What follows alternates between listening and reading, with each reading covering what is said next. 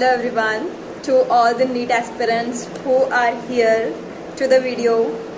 और आप लोगों ने यही सर्च किया होगा कि अब एक मंथ बाकी है तो एक मंथ में करे क्या, क्योंकि 5 मई को आपका पेपर है 2024 वालों का. और माय फर्स्ट क्वेश्चन इज, तुम लोग यहाँ कर क्या रहे हो?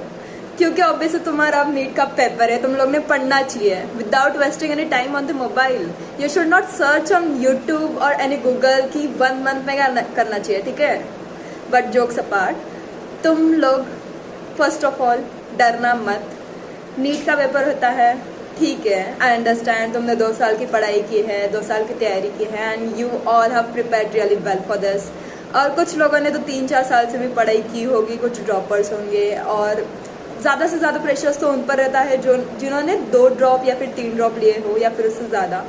तो फिर आई अंडरस्टैंड यू ऑल, लेकिन the thing is don't take any pressure. और क्योंकि बात ये है कि तुम लोग प्रेशर लोगे तो तुम लोग बीमार पड़ोगे, और फिर that's not a good thing, right? तुम बीमार पड़ोगे तो तुम लोग की पढ़ाई नहीं होगी, और फिर तुम्हारी प्रिपरेशन में थोड़ी बहुत कमी हो जाएगी. और लास्ट 1 मंथ बाकी है, तुम लोग ने प्रिपेयर करना अपना 100% देना चाहिए. तो फिर ये सब होगा तो तुम लोग प्रिपेयर नहीं कर पाओगे. तो फिर डोंट टेक एनी प्रेशर और नो नेगेटिव थॉट्स प्लीज़, क्योंकि तुम लोग जितना पॉजिटिव सोचो ना उतना अच्छा रहेगा. मुझे पता है तुम लोग संदीप महेश्वरी नहीं हो जो कि फुल टाइम पॉजिटिव सोचो. इनफैक्ट कोई भी इंसान हर टाइम पॉजिटिव नहीं सोच सकता है, लेकिन तुम लोग अपने सोसाइटी के बारे में सोचना. और तुम लोग अपने पेरेंट्स के बारे में भी बहुत सोच रहे होंगे कि यार वो क्या सोचोगे अगर मुझे कम मार्क्स मिले, तो फिर और कुछ नहीं होता. पेरेंट्स अपने समझ रहे थे हमें, और मेरे साथ भी ऐसा हुआ है. मेरे पेरेंट्स ने बहुत ज़्यादा एक्सपेक्ट किया था, इनफैक्ट मैंने खुद ने बहुत ज़्यादा एक्सपेक्ट किया था. मेरा स्कोर 10th में भी बहुत ज़्यादा था, 12th में भी बहुत ज़्यादा था, और समझ सकते हो तुम लोग. लेकिन फिर नीट में सबका नहीं होता है. मेरा स्कोर थोड़ा कम हो गया था, लेकिन मुझे सीट मिली ना. आफ्टर ऑल सबको सीट मिल जाती है, इट्स नॉट एन इशू. और द थर्ड थिंग इज, तुम लोग प्लीज़ सुसाइडल थॉट्स मत लाओ मन में. मैं इसमें गई हूँ, मुझे 1 साल भी नहीं, मतलब 1 साल हो गए हैं ये सब में बाय गोइंग थ्रू दिस. और सुसाइडल थॉट्स आते हैं, तुम लोग बहुत ज़्यादा डिप्रेशन में जाओगे. आई नो तुम लोग डिप्रेशन में हो बाकी तो, लेकिन प्लीज़ सुसाइडल थॉट्स मत लाओ, क्योंकि घर वालों के बारे में सोच रहा है. It's not only about a NEET. तुम लोग की पूरी लाइफ बची है. तुम लोग का इस अटेंड में नहीं हुआ तो प्लीज़ रिपीट कर लेना ना, that's not a big issue. तुम लोग का एलिजिबिलिटी भी निकल जाए ना तो फिर you will get a seat. I give you a word. और अगर तुम लोग को कुछ इशू वगैरह आए तो फिर मेरे से कांटेक्ट कर लेना. I will give my number in the description box, ठीक है? तुम लोग वहाँ से चेकआउट कर लो. And the other thing is, don't think about the society. मैंने पहले ही बोल दिया. और लास्ट मोमेंट में तुम्हें करना क्या है यही शॉर्ट में बताती हूँ, क्योंकि बहुत सारी अदर चीज़ें मैंने बता दी ऑलरेडी. तो फिर तुम्हें लास्ट मोमेंट में क्या करना है, तुम लोग ने अगर फॉर्मूला नोटबुक बनाई होगी फिजिक्स की, तो फिर वो फटाफट रिवाइज कर लेना. और तुम लोग क्वेश्चन ज़्यादा सॉल्व करना फिजिक्स के, that's the main thing. Bio का तुम लोग एग्जाम्पल्स वगैरह रट कर जाना, बाय हार्ट लर्न होने चाहिए एग्जाम्पल्स, वो तुम लोग कर लेना. और केमिस्ट्री के तो तुम लोग फॉर्मूला ही ठीक से याद कर लो यार, वही बड़ी बात है. और तुम लोग का तो सिलेबस भी बहुत कम हो गया है. सिलेबस तुम्हारा 60% ही है, तुम्हारा बहुत रिड्यूस हो गया है. तो फिर वो तुम फटाफट रिवाइज पूरा सिलेबस तो नहीं होगा, तुम वेटेज के हिसाब से पढ़ाई करो. वेटेज के हिसाब से सब कुछ हो जाता है. जिसका ज़्यादा वेटेज हो वो तुम ज़्यादा उसको इम्पोर्टेंस दो. लास्ट मंथ में वही करना पड़ता है. और बाद में तुम्हारे सारे जो शॉर्ट नोट्स हो वो सब पढ़ो.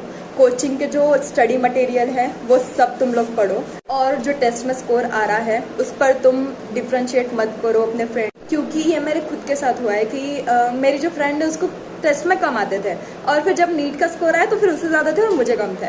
तो फिर ऐसा कुछ नहीं होता है कि अगर टेस्ट में तुम लोग के कम आ रहे हैं तो फिर तुम लोग को कम ही मिलेंगे. नीट में बहुत कुछ चेंज हो जाता है भाई, डेस्टिनी के हिसाब से सब चलता है, और तुम्हारा हार्डवर्क भी वहाँ पर पे ऑफ करता है. तो फिर it's all about your hard work. तो प्लीज़ किसी से कंपेयर मत करो. Just focus on your self. It's just you and your NEET preparation what's going through this. और तुम्हारा जो स्कोर है वो तुम्हारे हिसाब से ही आएंगे. और टेस्ट पर मत डिपेंड रहो.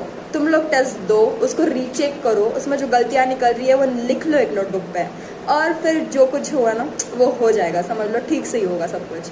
और तुम्हारा स्कोर कभी टेस्ट पर डिपेंड नहीं रहेगा. Just notes my word. और हाइड्रेटेड रहो, क्योंकि गर्मी चल रही है and it's too much hot there outside.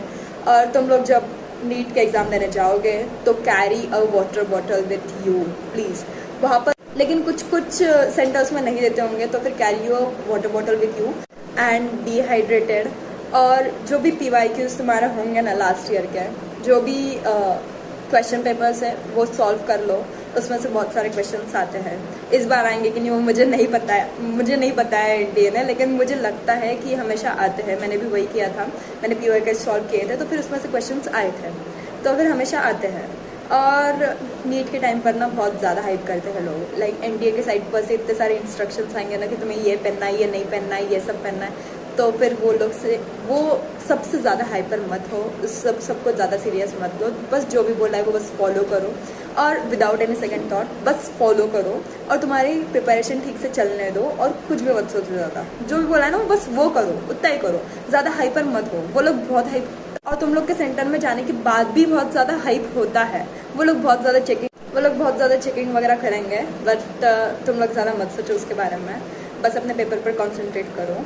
और last thing I would say is mobile पर टाइम वेस्ट मत करो प्लीज़। ये वीडियोस मैंने इसलिए बनाए क्योंकि जो भी देख रहा हो वो सब ये ना करें। तो फिर अगर तुम ये देख रहे हो तो फिर यूट्यूब पर टाइम पास मत करो।